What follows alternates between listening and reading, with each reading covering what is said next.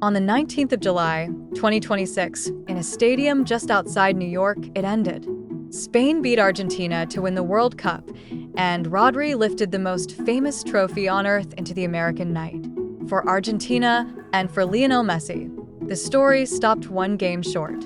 But there is a detail in that Spanish team that turns a football result into something much bigger. Because back in 2007, a shy 20-year-old Messi knelt in a Barcelona dressing room and bathed a 6-month-old baby for a charity calendar. 18 years later, that baby was wearing a Spain shirt on the other side of a World Cup final. The internet is calling it destiny. But look closely at who Spain just lifted onto its shoulders, and you are looking at one of the most quietly political victories in years. This is politics in everything. Today, the baby who beat the king. First, the night itself.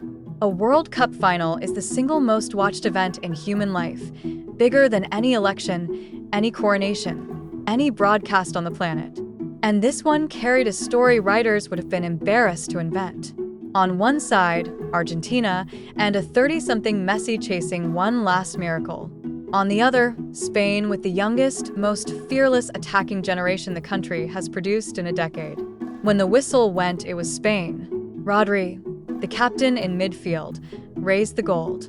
Somewhere in the confetti, a teenager who was born in 2007 was a world champion. Now back to that photograph because it explains everything that follows.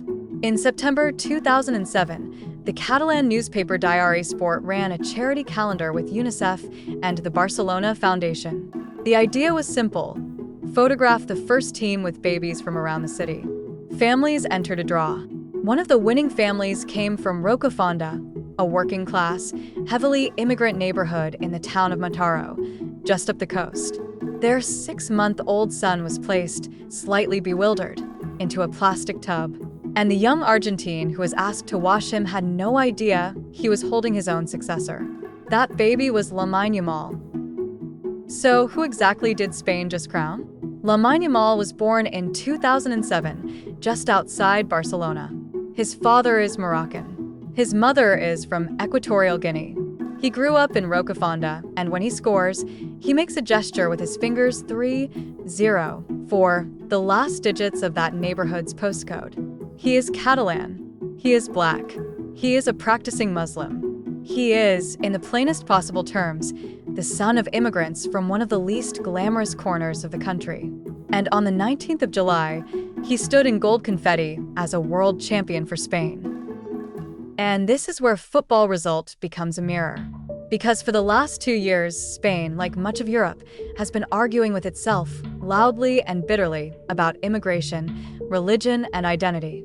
According to widespread reporting, Yamal himself has faced racism over his roots, and commentators have openly questioned his allegiance to the country.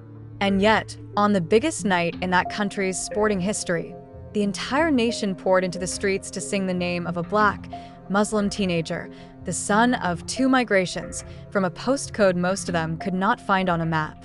A country celebrated, without hesitation, exactly the kind of person a loud part of its politics spends its time debating. And Spain is not unusual. That is the point. Look at almost any great national team on the planet, and you are not looking at some ancient bloodline. You are looking at a map of movement, empires, and their old colonies, borders redrawn by wars, families who crossed a sea for work or safety, or simply for a better shot at life. Even the man on the losing side embodies it. Lionel Messi left Rosario at 13 because a growth condition needed treatment his family could not afford, and a club in a foreign country agreed to pay. The greatest player who ever lived is, underneath it all, a boy who had to leave home. National teams do not prove a nation is pure.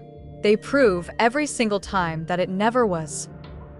But before we get too warm about all of this, there is another side of this tournament worth remembering because it did not belong to everybody. This was a World Cup where getting through the door became its own scandal. There were widely reported cases of fans from qualifying nations being refused visas in overwhelming numbers, unable to enter the country hosting the tournament their team had earned a place in. And the prices. Tickets for the biggest matches reportedly climbed into the thousands of dollars, with the very top seats advertised at around $10,990. So yes, the world's game. Watched by billions, just not in person by most of the world. And that tension sits at the very heart of modern football. The sport sells itself beautifully as the last truly universal thing we have, the one language everybody speaks. But the machine around it, the governing bodies, the sponsors, the ticketing, the visas, is built on gates, tiers, and prices. A game invented in the street, run from a headquarters in Zurich. That is the contradiction the confetti hides. The joy on the pitch is real. So is the wall around the stadium.